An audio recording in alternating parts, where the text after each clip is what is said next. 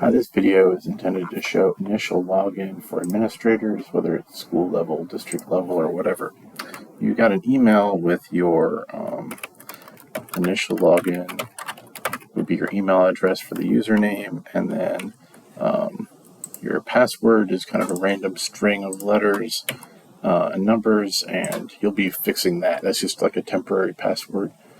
So you'll enter that, and that'll bring you to this screen. This is a little different than what you'll normally see when you log in. This is like a first login, which forces the signature box and a review of your basic information.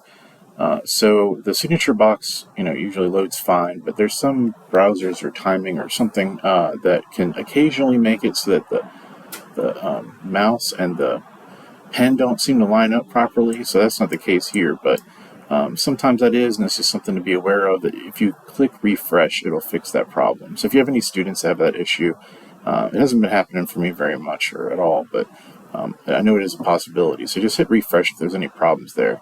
If you don't like what you wrote, you can, trash it. I know it's sometimes hard to do a digital signature or whatever, but so I'm going to click save, and now I've got my basic information presented to me that I can edit for in my account. Now, some stuff I can't edit, like my account code or like what region I'm in, stuff like that. But things like my password I can change to something I can remember, preferably not password, but I'm just demonstrating here. You can change your email address, but it will not change the account code. Your login will still remain what that initial one was. This is a regional level administrator account, so it doesn't have like a school or a district or whatnot, but that would be filled in if you were at a district level or a school level. And then it wants some other information, so like I'm just going to put in some placeholder gobbledygook here.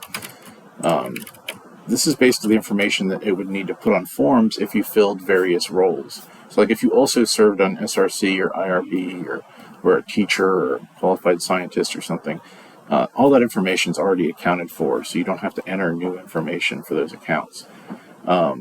So once you get that information filled in, you have to confirm that you have reviewed the ISEF rules. So there's a link here, and this pops up when, like, for instance, a new qualified scientist signs up. So you have a way of getting, trying to get them that rules information when they get signed up. Now, if I have not completed everything on this screen, when I click Save Changes, it will not advance. So one thing about the software is it does not typically let you advance past a screen if it's not complete. That's as a way to make sure you don't leave something out, or for students that they don't skip any steps. So when I click Save, I do advance past it, so everything's good. But if you do hit a problem where you don't advance forward, it's usually because there's a missing box in the screen. So this is what you'll normally see when you log in initially for adults that have multiple accounts or roles, or for administrators will always get this kind of screen. So the role selector, this would give me a different button for each role that I fill. So let's say I'm also a teacher, I would have a teacher button. Or if I was also a qualified scientist, I'd have a qualified scientist button. So it lets you pick what you're going to log in as when you do your initial login. For administrators, they will always fill in or fall into this screen. And for administrators above a school level, there'll be some other options below. So this bottom part will not be around for anything other than an administrator account.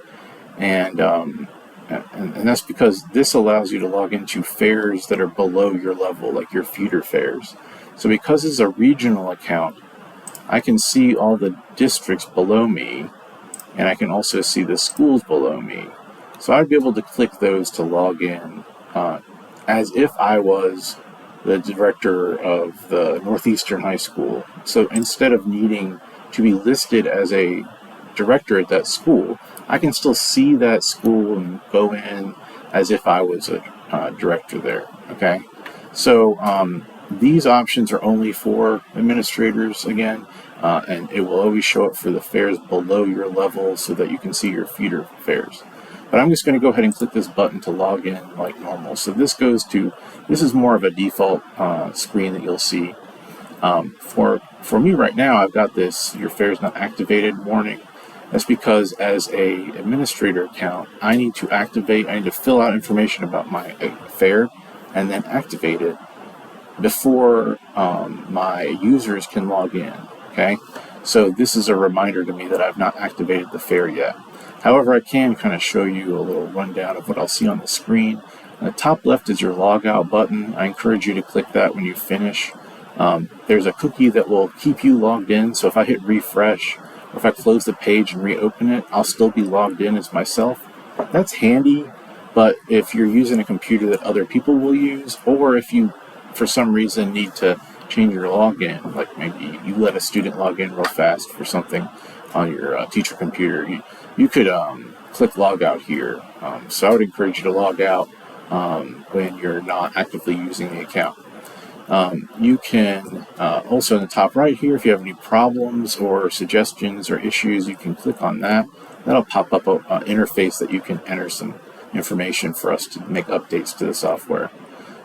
Your home screen overview, that'll bring you right back to this screen. So it's essentially like refreshing the page.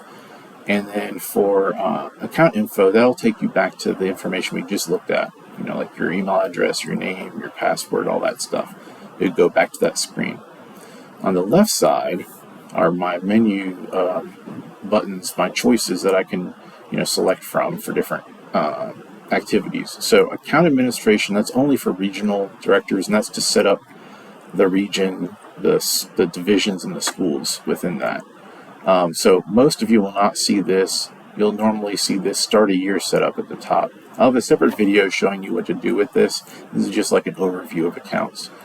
So that's like how you would activate your fair and get rid of this red part and let you actually get working, or let your users get working. Under that, I have reports that generates various different, types of reports that could be helpful to you. Again, I'll have separate videos for some of these individual menu items. User management, that's where I could add individuals or remove. So maybe I need to add teachers. I go into user management. If I need to maybe give someone a different kind of role, like I have a teacher, but I want to turn them into an administrator to help me out, then I can do that under user management as well. And then individual project review and editing will take me to a menu where I can see all of the projects in the region. Because I'm a regional administrator here, I'm seeing all of the projects in the region. If I was district level, then I would see everyone in the district, and if I was the school level, I'd see everyone in the school. It's exactly the same as the interface the teachers have for looking at their students, which means there's some editing tools, and that's how you can get information about student accounts and also make changes if you needed to. Although as an account administrator, you probably don't need to do that very often. That's more of a teacher thing. Later in the year, you'll have your fair prep and day of tools and post-fair advancement will be available. Those are locked right now because we're just looking at the beginning of the year things. So hopefully that overview of account login is helpful to you. Thank you.